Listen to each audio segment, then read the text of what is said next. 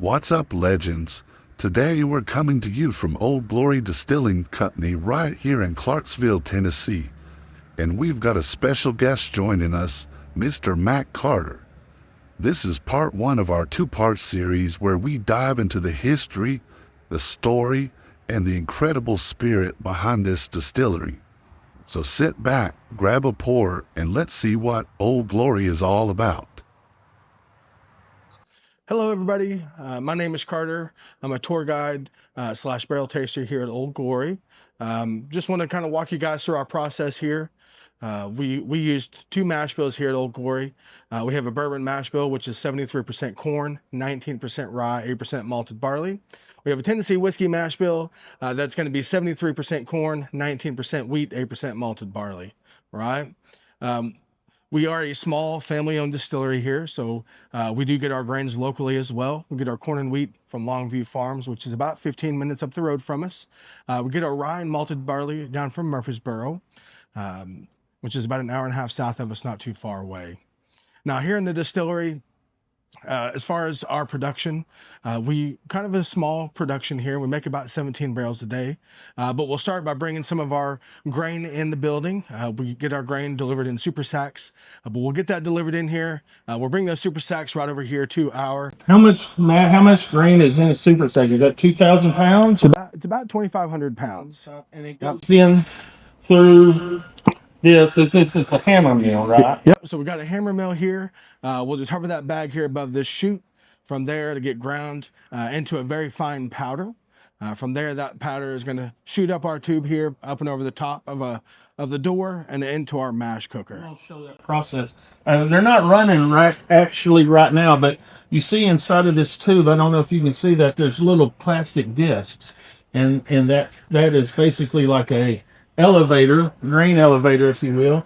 And we go all the way up to the top, and then we go over to the mash tuns. Is that right? Yep. So we got our fermentation tanks here and our mash cooker. We have a 3,000 gallon mash cooker here behind me. We are a sweet mash facility here. So it's going to get cooked for about 5 hours. We start with our corn here first. We'll move over to our rye or wheat, depending on what we're making. With about 45 minutes left, we'll toss that malted barley in there. But at the end of our 5 hour cook, we'll add our yeast. Of course, that yeast is going to add, that yeast is what's going to, is what that sugar is going to eat in the tank there and get converted into alcohol. So let me ask a real quick question. You said about the last, 45 minutes you throw the malted barley in? Mm-hmm. What's the reasoning behind doing that? Well, malted barley is a very brittle grain. Okay. So it doesn't need a whole lot of cook time. If you've ever, I know this is going to sound gross, but if you've ever picked up like a dead bug carcass, it's very crispy, very crispy. Yeah. Same thing with that malted barley. So it doesn't need a whole lot to break it down. Oh, okay. Yeah. So it's just a process, and if you don't want to overcook it in the mash, then before it moves on. Okay. Yeah, absolutely. A lot of people don't realize, distilleries talk about, we cook here, at 190 degrees, but what happens is when you go to cook your grains, you don't do it all at the same temperature. You're going to add your corn in at the highest temperature, and as you add your grains, you're slowly bringing those temperatures down. Okay. And from there, by the time you get done, it'll be closer to that 90 degrees where we want it, where we can throw our yeast in. Okay, and that's just because of the different properties of the different grains? Absolutely. Okay. Absolutely.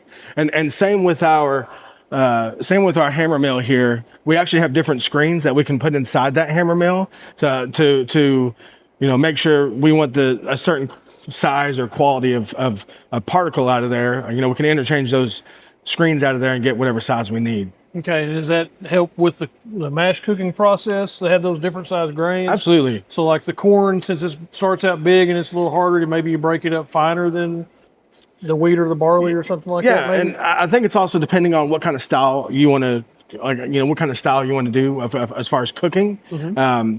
But, you're going to do every grain at the same size. But, depending on your size of tanks and things like that, you can change those out. Okay, cool. Yeah, absolutely. So after the mash is cooked, what do we do then? Yeah, so after that mash is cooked, we'll transfer it over into one of our 6 fermentation tanks. We have 4 of them right across the front here. We also have 2 in the middle there in the back as well. Okay. But like I said, we're a sweet mash facility here, so our fermentation process is only 3 to 5 days. It's usually going to end on that third or fourth day. Okay. And then we'll move it over to our beer well, which is in the very back corner back there. And of course, we pull, when we run our column still, we pull off that beer well. So 3 to 5 days, is that based on temperature? Or is it based on just what the mash bill is? Or, I mean, is there anything that really determines that, or is that just how long the yeast wants to work?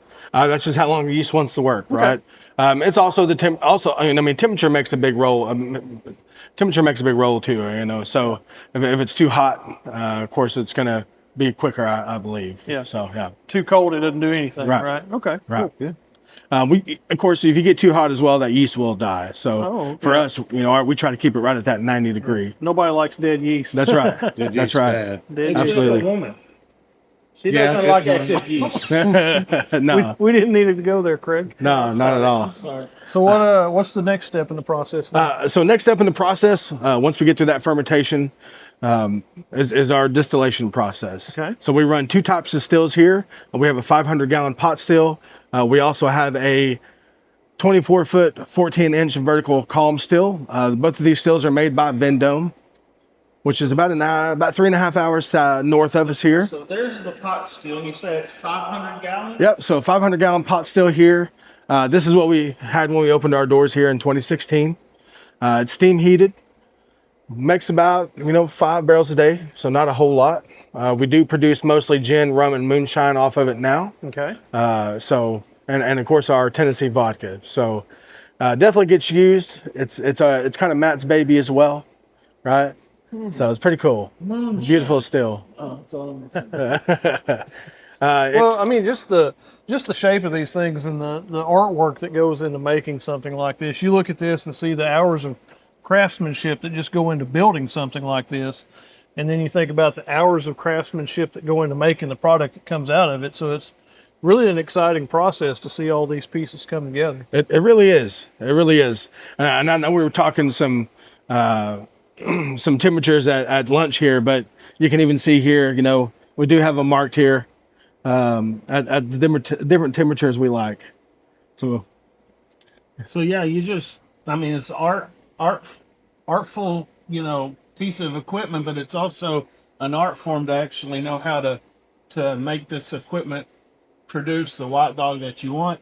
And now this has a particular name. Do you know what that is? It's we just call it a sight glass here. okay. So that's a sight glass, but that is where your white dog comes out. Absolutely. Absolutely. So it'll come up this clear tube here, kind of flow over from there. It'll hit that hole and then flow out the back of And then our. I see you have what some people call in the business a parrot. Not quite, but so as your liquid is flowing through here, your distillate, that'll tell you what your proof is by how it floats in that little cylinder there. Absolutely. So, for instance, right there, it is actually no proof. There's nothing running out of it. So, but you can get down and see where it says, I'm going to try to focus in on that. Where is it? There it is.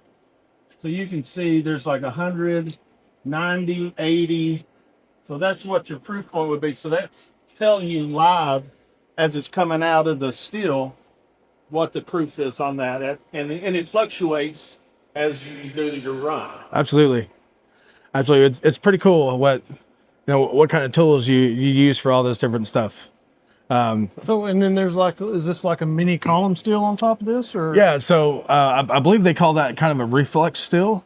So, part of the distillation there, of course, the condenser is on the very left side of that. And then our gin basket is actually that stainless steel piece you see there. So you say gin basket, that's where you put like the botanicals, the Yep. things that flavor the gin then? Yep. So we put all our botanicals in that gin basket, and we actually put our juniper in the pot there with the.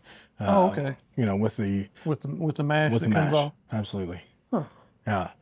And then the white dog just comes out, gets condensed, and goes through the Absolutely. So through the gin basket. So for a higher proof product, essentially it'll just sit there and keep making a big circle until it reaches a certain proof point, then allow it to go over, get condensed, and of course get turned back into a liquid, all that stuff. Now you see that little pipe there running in between the still and the stainless steel bit here? Yeah. So that is a return back to the still from the reflux.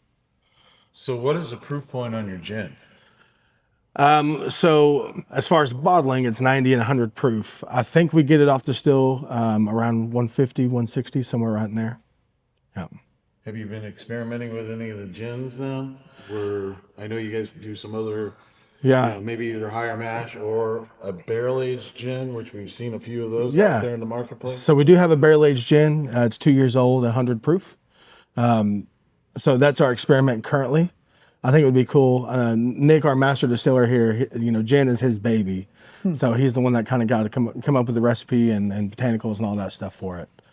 Now, I think it would be cool in the future to do like a barrel aged gin, like a high proof barrel aged gin, single barrel, or something kind of finished in a sherry cask, something like that. Be pretty Add fun. another flavor to component, something a little different because, as the market goes with gin, you can make a lot of gin and it's all the same and typically but if you start playing with that barrel age, Yeah. that's made a huge difference. in Absolutely. What you're getting, and it's not just gin. It's a different product, but they can still call it gin. Yeah.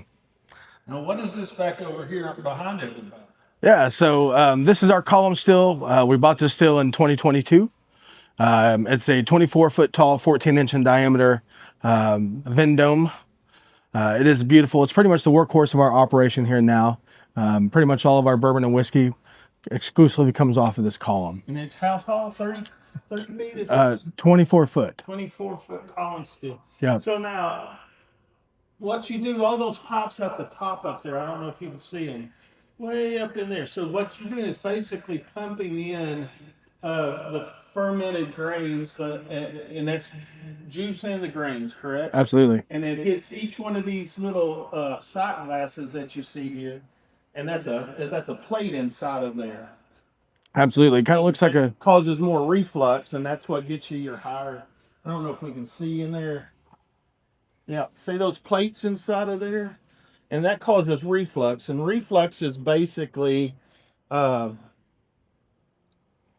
vapors turn back into liquid. And each time it goes up and down, you get a higher proof. So mostly you use this for bourbon, you say, or Tennessee whiskey.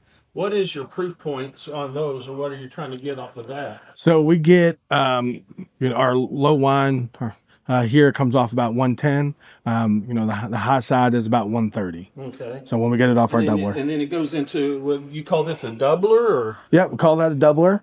It works just like a pot still would. It's kind of like just a little baking pot. Yep.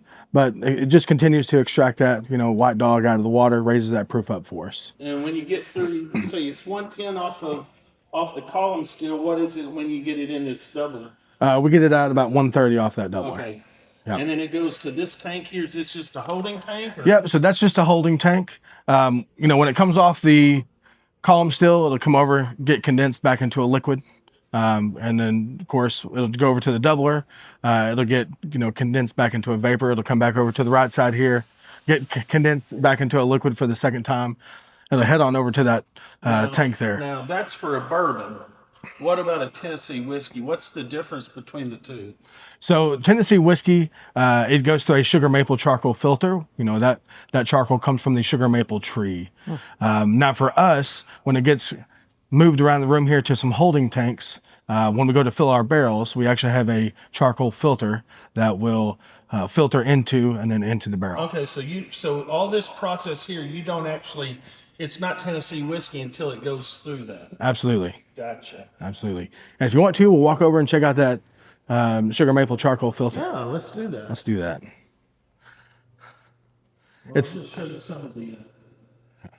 See, doubler, seal, deflagrator. That's always hard to notice. I use the doubler in a videographer. Make sure that you know what you're doing with that. I want you to know. There you go. So this is our sugar maple charcoal filter here. What we'll do is hook up a pump to the bottom. Of course, it'll force that white dog up through that charcoal. It'll come out the top here, and then we'll put it into the barrel. Oh, interesting. So it doesn't go from the top down; it goes from the bottom up. Absolutely. Huh, Yeah. okay. Now, how often do you have to change that charcoal out? So we actually sugar maple charcoal our vodka as well here. So we have 2 filters that we have on hand, and they get changed about once a quarter until these start lacking some of that charcoal essence. We'll change it out. The cool thing about What that. are these tanks behind you? So our white dog, when it comes off the still, it gets pumped around the room, and we'll put them into these tanks here. Of course, you can see mash bill 1 on that one there, and so forth down. But it's just holding tanks for our white dog till we get some barrels in. Of course, from off these tanks, we'll fill those barrels up, take them on over to the barrel house. So So pretty cool. when you're filtering it, then you're pumping it around and then through the filter into this tank. Is that correct? No, Or- so it gets pumped directly around the room here, and then we'll put them into the tanks. so you and filter then it we'll- over at the still, or you filter it when it comes out. We'll filter it when it comes out of these tanks into Okay. the barrel. Okay. Absolutely. That makes sense. Yeah. So after all this process, I guess the next process is barreling. Is that right? Absolutely. Cool. Well, can we go and see some of that? Yeah, let's go check out some barrels. All right, let's do it. All right, so before we talk about the barrel house here, I'd like to have a little whiskey in our glasses. So this barrel right here is our 4-year column distillate Tennessee whiskey. I know you guys said you hadn't tried any of our Tennessee whiskey single barrel yet. So our 4-year stuff is coming of age. We really, really like it. This is a barrel that I had picked for our online store. So let's see what you guys think about it. Look at that. One pull in your skin. Makes right. it look easy. I'm telling you. Yeah, he does. Whole lot of fun. Look at Roger's trying to get first. He's ready. Well, I'm trying to make it easier. Closer by. That is a thing of beauty. It's got a great color on it. Well, I guess I better pour something for myself too. Yeah, you might. Yeah, go ahead. Carter, have a drink there, bud. Look at that. That is pretty.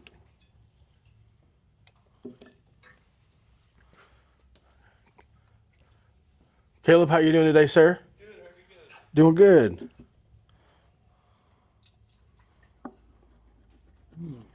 All right. This one was just kind of a unique one for me as far as, palate and everything. It's got a great nose. Yeah, it does. Really great nose to it. It's kind of a, that first hit you get a lot of that kind of cinnamon oakiness to it. It's hard to nose the oak with all this oak in the barrel house here. Yeah, And you get a lot of oak on your nose anyway. absolutely. So this is the Tennessee whiskey. So it went through that filtering process that we saw earlier. It did. And that's the only thing that makes it a Tennessee whiskey. So when you hear the old adage is Tennessee whiskey a bourbon? I guess technically it was a bourbon at first until Yep. it goes through that filter. Absolutely. Still has to be 51% corn, go into a new char oak barrel, made right in the United States. Right. That first sip's got a good finish. Got a little Tennessee hug on it. Absolutely. Since it's Tennessee whiskey. Real pleasant. I like it. Real pleasant. I would guesstimate this was setting up pretty high against the wall there, so it's pretty hot side. So I would guesstimate this is around 124 proof, somewhere 123, somewhere out there. Yeah, I can see that. Barrel entry proof of 120. So you're saying, Matt, anything along this wall that we're looking at is probably going to be hotter proof-wise because the sun hits that side of the barrel house? Absolutely, and we can't really see them too well right here, but there is some big barn doors on the outside right there. Okay. We can open those up during the day and let that sun hit those barrels. So the 25-gallon barrels you see over there, those are going to be some barrel-aged gins. And then, all the 53 gallons are going to be mostly project stuff, or we've got some single malt in there. We got some wheated whiskey, some 100% wheat, 100% corn, all that good stuff in there. There's rum all up in there. You piqued Roger's interest when you said 100% wheat. Yeah. Wheated whiskey, you got me there. Yeah. So there's a lot of fun stuff in that stack. Of course, there's a stack of barrels over here that is kind of slotted for our first 10-year, product. Okay. We still got a couple years left on them, but these are all of our first run barrels, like 1 through 100. So those are those barrels here. There's about 45 barrels or so in there. So Now, is there any trick to keeping track of what you have? Is there like QR codes or Is it just pretty much wrote down on a piece of paper, or how do you track what you have? We have a Caleb. He pretty much can tell you where anything is in here. Caleb. That doesn't stand for anything like computer. No. I think he's talking about a real person. Yeah. We have a Caleb. Yeah. Okay. Caleb's our master blender here, so he does our small batches, bottled and bond blends. But he's the barrel guy. He knows where everything's setting. He's the one who stacks all this stuff up. So. But just looking around, I mean, I see each barrel has a tag on it. We do. We have a system that can track, kind of where all this stuff is setting. But there's one person, Caleb, Yep. that can walk in here and say, "Oh yeah, that's over there, and this is Yep. over here." And If you ask him where a barrel is, he's gonna know probably 96%. Where that barrel is going to be, now, which is what's fun. the deal with these older barrels? They just set out before you filled them, or are they older barrels, and that's the Angel's share that we've seen So take place? those are some fun barrels. Those are actually that's actually barrel aged rum. Rum's made from 100% sugar, so whenever it leaks out of the barrel, you get a lot more wood sugars out of it than you would typically on a bourbon barrel. So that's why they're as crusty as they are. Now, what do you do in a situation like this where it looks like you've lost a bung in there? Let's see if I can find it. So the bung looks like it's broke off in there, and you have all the distiller's candy or whatever you call it coming out of the bottom there. Yeah, So somebody tried to break that off and steal your juice, or looks like it. yeah, well, Looks like it. the bung is still in the hole. So Probably empty barrels here, if I was guessing. If there was liquid in there, it would for sure be trying to come out with that bung. and in the hole here, so you've already pulled this bung at one point to look in there to see what that is, or to taste it. And this one here might be That is a wheater. wheat whiskey, so that's 100% wheat. One of our 100% wheats that we have. So how much does a barrel like that weigh? What is that, a 20-gallon barrel? It's 25 gallon. 25? So empty, probably 45, 50 pounds. Full. How much would it weigh? Oh, full? It's still gonna weigh a couple hundred pounds, So 250 two pounds of or us so. could haul it out to the truck. For sure. Yeah. Okay. But we can roll it out there a whole lot easier. Okay. Yeah. So, yeah. Well, I was See, worried hey. more about how we're going to pick it up and get it into the back. Oh, we got forklifts for that. Oh, well, yeah, for that. yeah, we got forklifts for that. Remember, Will's an engineer. Yeah, I don't drive He's on trains. TV. I don't Yeah. drive trains. The question I have for you is, Matt, the owner, has him and his wife had barrels that set aside. They did. Are those set up somewhere? Or? They used to be. They're currently in the big stack here where we just were. Oh, okay. So Matt and Shannon actually had their 5th anniversary. It was either Thursday or Friday last week. So Matt came out here and pulled a sample of one of those bottles and all that fun stuff. So it should be pretty cool. Did he bottle it? He didn't bottle the whole barrel. He just took a sample of the bottle out. Oh, okay. Cool. Yeah. Maybe that's what I need to do every anniversary. That way I never would forget what to get my wife. Yeah. Exactly. I think That's she a would good idea. appreciate it. Yeah. Hey, everybody in the comment, if you would like to do that, go out and buy your favorite whiskey. Hopefully it is Old Glory. And just store it back, and every anniversary, just go get a pour for you and your wife. I think that would work. I think that would work. We'll see how that goes with you. Yeah. Let you be the example. And I'll start it, but I have to wait till May 19th. Okay. Yeah. Oh, Next hey, there we year. go. No pressure. Yeah, no pressure on that. Yeah. Yeah. So just kind of a little information on the barrel house here. The barrel house was built in 2022. It's the same year we upgraded to our column still in there. It's a 10,000 barrel facility. We have about 8,500 in here currently. We're projecting probably fall of next year, if not the spring of the year after that we'll have it full. Of course, you take a lot out when you make these blends and everything else, so you got to refill those spots. But it's pretty cool.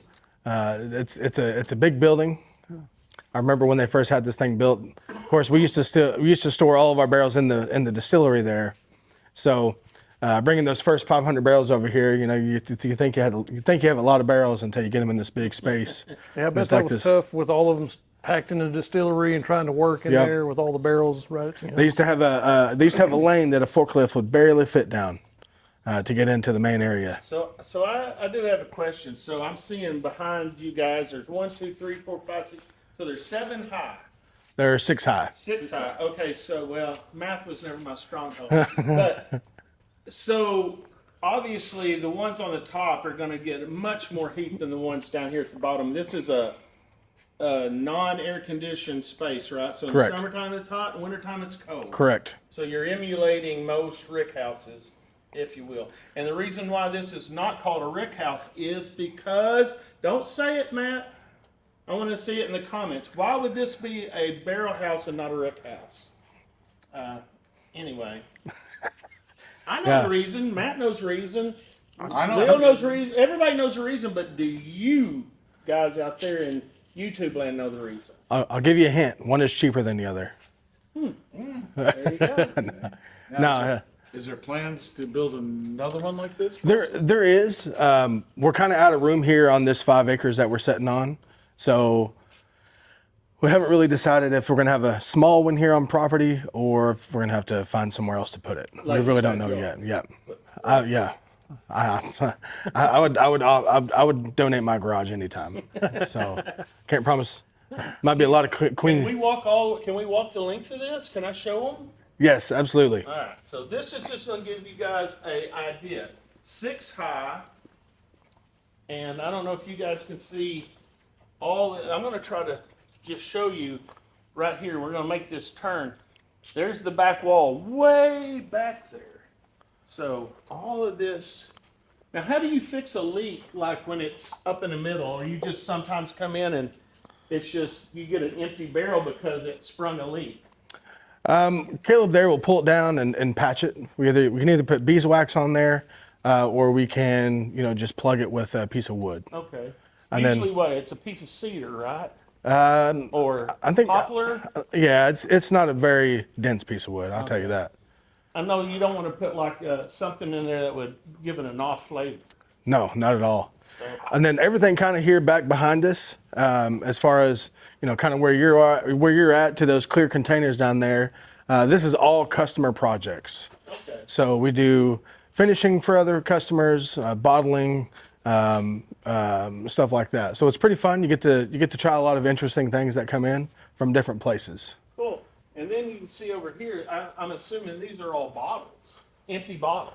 Yep, all empty glass for customer and of course us and whoever else. Do you use a specific glass? I mean, I know that if you're doing it for a different customer, I guess they can pick whatever bottle they want. Absolutely. But you guys have like pretty much one specific bottle that you use for most of your product. We do. As far as our bourbons and whiskeys, they all go in the same glass. Okay.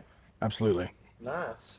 Look at that one there. That one there, that bunghole there had a leak. Look at that. Yeah. All that nice black.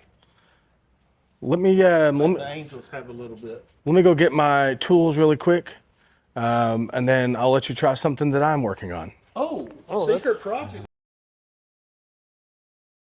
Stick around for part 2 of our exclusive interview with Matt Carter of Old Glory Distilling Company.